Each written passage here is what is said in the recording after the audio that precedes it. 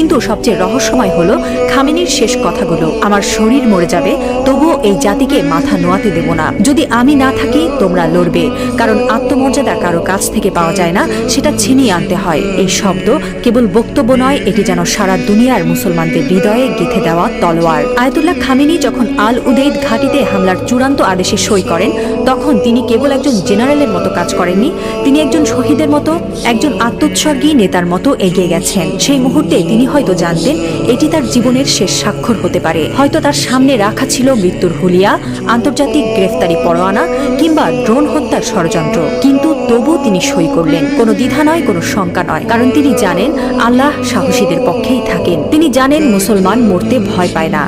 যারা আল্লাহর পক্ষে থাকেন তারা জানে মৃত্যু মানেই পরাজয় নয়, বরং আত্মত্যাগী বিজয়ের শুরু। এই একজন মানুষ এখন আর কেবল ইরানের নেতা নন, তিনি হয়ে উঠছেন সারা বিশ্বের মুসলিম উম্মার প্রতীক। একজন বিশ্বাসী, একজন অটল মুজাহিদ, একজন সাহসী পিতার মতো তিনি বলছেন, আমি থাকি বা না থাকি তোমরা লড়বে। হ্যাঁ মুসলিম উম্মাহ, তোমরা মাথা নিচু করো না। লা ইলাহা ইল্লাল্লাহ, আল্লাহ ছাড়া আর কোনো ইলাহ নেই।